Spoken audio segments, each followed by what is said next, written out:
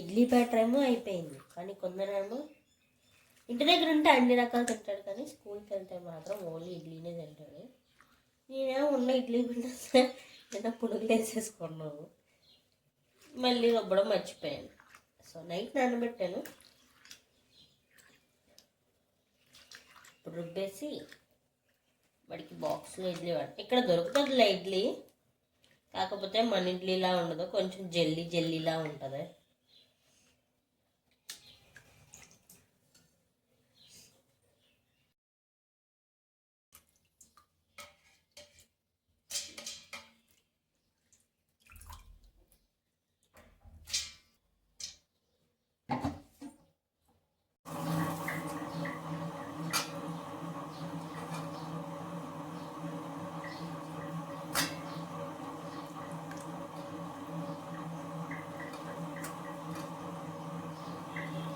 మొత్తం అంతా ఇలా పిండి పక్కన పెట్టాము, పిండి రుబ్బేసి ఇంట్లో కలిపాడు.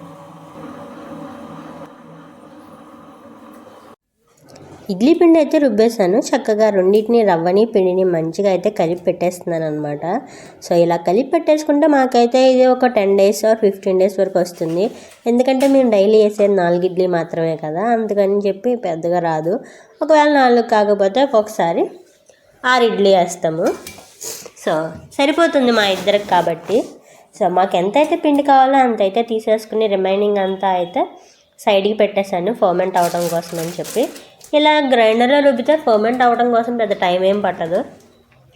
ఎప్పుడు క్లీనింగ్ అప్పుడే చేసేసుకోవాలి, లేదంటే మనకున్న బద్ధకానికి ఎక్కువసేపు క్లీనింగ్ చేయడం అంటే మన వల్ల కాదు. దట్ టు ఎవ్రీ ఫెస్టివల్కి క్లీనింగ్ అంటే అస్సలు కాదనమాట. ఎప్పటికప్పుడే క్లీనింగ్ చేసేసుకుంటే ఫెస్టివల్ టైంలో అసలు క్లీనింగ్ చేయాల్సిన అవసరమే ఉండదు మనకి. సో క్లీనింగ్ అయితే అయిపోయింది. సో ఈరోజు ఇంకా ఇడ్లీ అయితే స్టార్ట్ చేస్తున్నాను. మా ఇంట్లో ఉంది ఇంత పెద్ద ఇడ్లీ గిన్నె, సో నో ప్రాబ్లం, ఇదే ఇడ్లీ గిన్నెని వాడతాను నేనైతే. ఏమైంది మహా అయితే నాకు కావాల్సిన ప్లేట్లన్నీ మాత్రం తీసుకుంటాను, రిమైనింగ్ అన్నీ పక్కన పెట్టేస్తాను. నాకు ఇడ్లీ అయితే వేసేసుకున్నాను కదా. సో ఈరోజు అయితే ఇంకా కొందరికి డైలీ ఆమ్లెటే కాకుండా ఒక్కొక్కసారి బాయిల్డ్ ఎగ్ కూడా ఇస్తాను. బట్ ఎందుకు నేను డైలీ ఆమ్లెట్ వేస్తానంటే వాడు లోపల తిందనమాట. సో అందుకని చెప్పి డైలీ ఆమ్లెట్ వేస్తాను. ఆమ్లెట్లో అయితే అది ఇది అని తెలియదు కాబట్టి, ఇలా బాయిల్ చేసిన ఎగ్ అయితే కంపల్సరీ దాన్ని వదిలేస్తాడు. సో ఇంకా ఒకటేసారి అయిపోతుందని చెప్పి ఈరోజు చపాతీలో కోసం అని చెప్పి కూడా ఇంకా పొటాటోస్ కూడా అన్నీ పెట్టేశాను.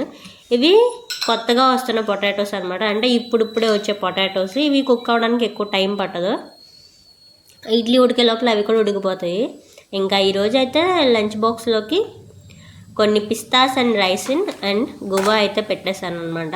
సో పక్కన ఇడ్లీ కూడా ఉడుకుతున్నాయి. సో ఈ 10 minutes మనం ఖాళీగా ఉండడం ఎందుకు, ఈ లోపల గిన్నెలు అయితే వాష్ చేస్తారనమాట. ఈరోజు ఇంకా మొత్తం పని అయితే కొందరిని వెళ్ళిపోయే టైంకి అయిపోయింది. ఇల్లు ఉడ్చేసి గిన్నెలు కడిగేసి టిఫిన్ అంతా అయిపోయింది. ఇంకా అసలు ఈరోజు పని ఏమీ లేదు. దట్టు ఏంటంటే నాకు కొంచెం హెల్త్ బాగాలేదనమాట. సో దాని గురించి మార్నింగే చేసేసుకుంటే కొంచెం వాడు వచ్చే టైం వరకు కొంచెం రెస్ట్ తీసుకోవచ్చని.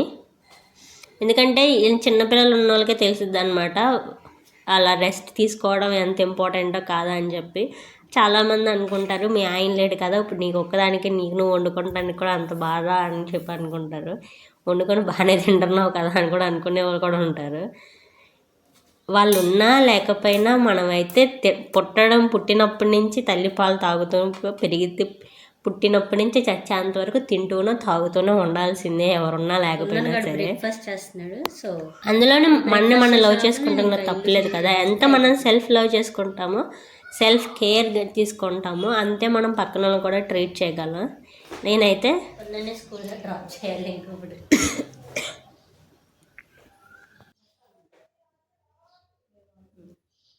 టైం 8:21 అయింది.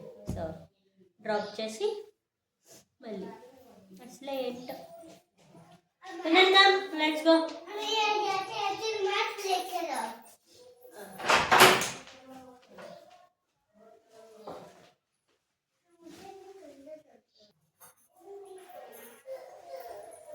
నేనైతే నన్ను నేనే ఎక్కువ లవ్ చేసుకుంటాను. అప్పుడైతే మా శివానికి లవ్ చేయగలను, లేదంటే లవ్ చేయలేను. అవును, నాకు శివ ఇష్టమా కొందరు ఇష్టమా అంటే ఐ అబ్సల్యూట్లీ సెడ్ శివ. నాకు శివ అంటేనే ఇష్టం. కుందన్ అంటే ఇష్టం లేదా అన్న కాదు, బట్ శివ అంటేనే ఎక్కువ ఇష్టం అనమాట కుందన్ కంటే. మా వాడు కనుక పెద్ద అయిన తర్వాత ఈ క్వశ్చన్ అడిగారు అనుకో ఆన్సర్ చాలా పర్ఫెక్ట్గా ఉండాలి. ఇప్పుడే ప్లాన్ చేసుకున్నాను. చాలా రోజుల నుంచి రాగి జావ తాగాలనిపిస్తుంది. బట్ శివ ఉంటే మేము మ్యాక్సిమం వీక్లీ 2 or 3 అలా చేసుకుంటూ ఉండేవాళ్ళం. బట్ ఇప్పుడైతే పెద్దగా చేసుకోవట్లేదు అనమాట. మార్నింగ్ ఇద్దరమే కాబట్టి ఒకటేసారి అయిపోతుంది. చక్కగా ఇలా రాగి జావ చేసుకుని అందులో స్ప్రౌట్స్ అయితే వేసుకున్నాను. ఇదేమి నా రెసిపీ కాదు, నేను ఎక్కడో యూట్యూబ్ షార్ట్స్లో చూశాను అనమాట. రాగి జావలో స్ప్రౌట్స్ వేసుకుని తాగితే చాలా టేస్ట్ బాగుంటుందని.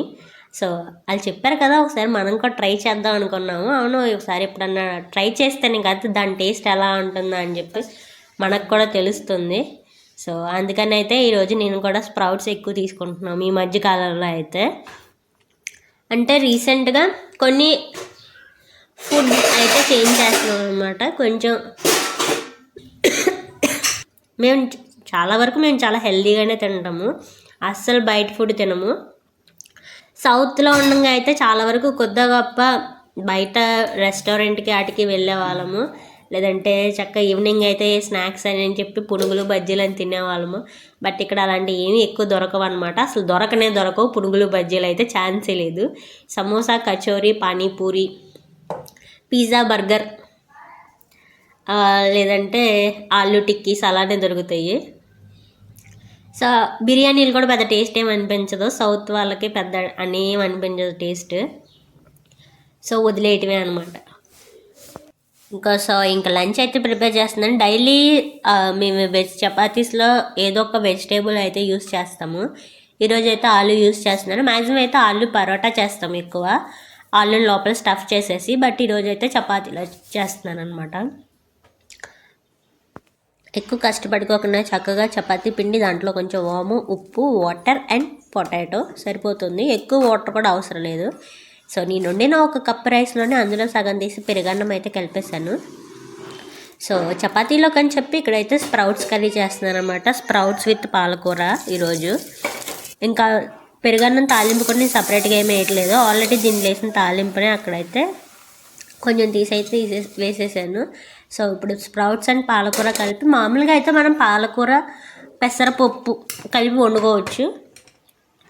మేమేం చేసామంటే స్ప్రౌట్స్ అండ్ పాలకూర అంతే, అంతకు మించి ఏమి డిఫరెంట్ ఏమి లేదు.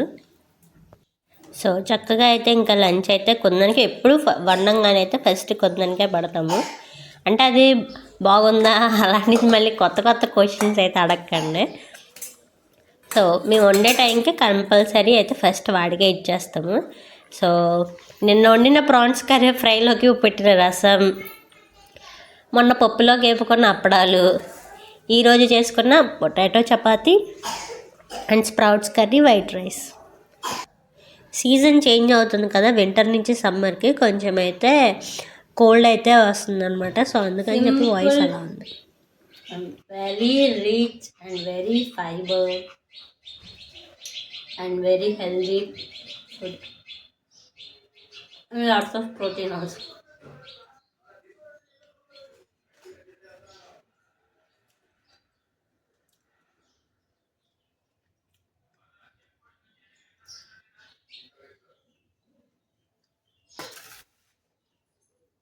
ఇలాంటి ఇంట్రెస్టింగ్ రెసిపీస్ కోసం మన ఛానల్ సబ్స్క్రైబ్ చేసుకోండి. కొంచెం అంటే కోరి కష్టాలు తెచ్చుకుంటారు అంటారు కదా, నేను కూడా మొన్న తలనొప్పిగా ఉందని చెప్పి నైట్ 9 o'clockకి చిల్డ్ థమ్స్అప్ విత్ బిర్యానీ తిన్నాము. బిర్యానీ ఎఫెక్ట్ ఏం కాదు, అంత చిల్డ్ థమ్స్అప్ తాగాము. కొంచెం సీజన్, అది కూడా సీజన్ కొంచెం వింటర్ నుంచి సమ్మర్కి చేంజ్ అవుతుంది కదా. సో కొంచెం తాక్కోకుండా ఉంటే బాగుండేది. అదే లేక కోరి కష్టాలు తెచ్చుకుంటున్నాం అంటే మరి అలాగే ఉంటుంది. దానివల్ల కొంచెం కొంచెం వాయిస్ చేంజ్ అయింది. ఎనీవే నన్ను ఫాలో అవుతున్నారు కాబట్టి నా గొంతు ఎలా ఉన్నా సరే మీరు యాక్సెప్ట్ చేస్తారనుకుని ఈరోజుకైతే బాయ్. రేపు పొద్దున మళ్ళీ ఇంకొక ఎపిసోడ్తో మళ్ళీ మేము ముందుకు వస్తాను. ఇలానే మన ఛానల్ని చూస్తూ ఉండండి. Bye bye.